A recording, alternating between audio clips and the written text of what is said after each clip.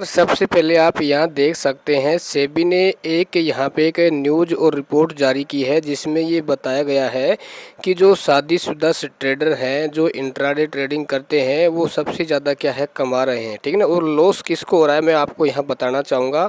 और पहले दोस्तों मैं आपको पहले बार बार कह चुका हूँ कि स्टॉक मार्केट एक बिजनेस है। यदि आप इसको बिजनेस की तरह लेके चलते हैं तो इससे आप अपना जो लाइफ है वो बहुत ही बेहतर बना सकते हैं, ठीक है। देखो इसमें आप सबसे पहले आप यहाँ देख सकते हैं कि देखो ये जो रिपोर्ट है और जो न्यूज़ जारी की गई है जिसमें ये बताया गया है कि शादीशुदा जो इंट्राडे ट्रेडर है वो गैर शादीशुदा ट्रेडर की तुलना में काफ़ी अधिक संख्या में सौदे किए हैं। यह उनके बाजार में सहभागिता और गतिविधि को दर्शाता है। सेबी के विश्लेषण का एक अन्य महत्वपूर्ण पहलू पुरुष और महिला ट्रेडर्स के बीच तुलना है।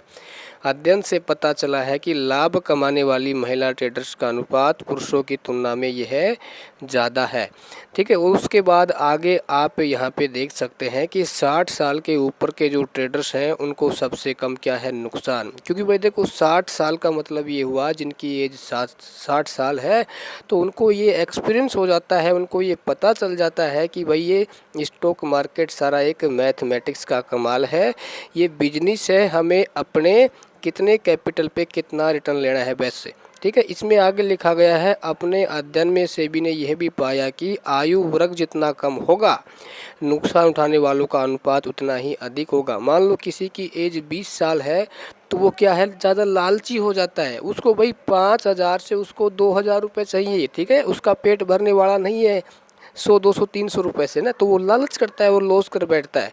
वित्त वर्ष 2022-23 में 60 वर्ष से अधिक आयु वर्ग के व्यापारियों में सबसे कम नुकसान उठाने वाले 53% थे, जबकि 20 वर्ष से कम आयु के ट्रेडर्स में नुकसान उठाने वालों का अनुपात सबसे अधिक 81% था। तो दोस्तों आप सोच सकते हैं कि एज है वो कितनी इसमें मैटर रखती है, यानी जितनी आपकी एज होगी तो आपकी मैच्योरिटी होगी तो दोस्तों उसमें आप जो रिटर्न लेंगे वो एक बिजनेस की तरह आप इसको यूज करेंगे।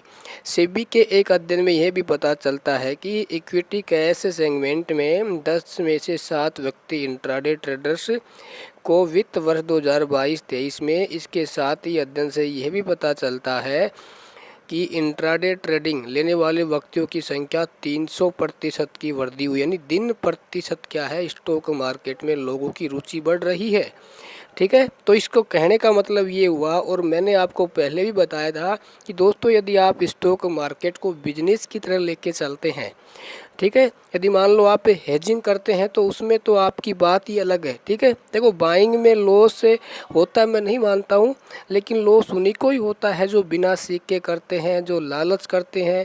जैसे मान लो कि भाई आप एक लोट आपका 5,000 का है तो ये आप भाई उसमें लेके चलो कि मुझे भाई इसमें 4% मिल जाए, 2% मिल जाए। लेकिन भाई जो बड़े जो ट्रेडर्स क्या करते हैं वो ज़्यादा लोट से करते हैं, और ज़्यादा लोट से करेंगे तो वो कोशिश करते हैं कि भाई हम एक ही लोट पे क्या करें कम से कम 80-90 रुपये लेके बाहर निकल जाएं। जैसे मान लो वो 20 लोट से करेंगे तो उनके आराम से 1600-1700 रुपये बन जाएंगे। लेकिन जो बिगनर क्या करता है मैं एक ही लोट से करूँ और मैं चाहूँ 600-700-1000 रुपये कमाऊँ, कभी कभी मिल भी जाता है लेकिन अधिकांश फिर क्या है लॉस ही होता है ना। तो आप इसको एक बिजनेस की लेके चले, यदि आप इसको बिजनेस की तरह यूज करेंगे तो मार्केट आपको बहुत आगे तक लेके जाएगा, इसमें कोई संदेह है नहीं, ठीक है। बाकी ये चीज़ें आपको एक्सपीरियंस और उम्र के साथ साथ आपको सीखने को मिलती रहेंगी, ठीक है। धन्यवाद।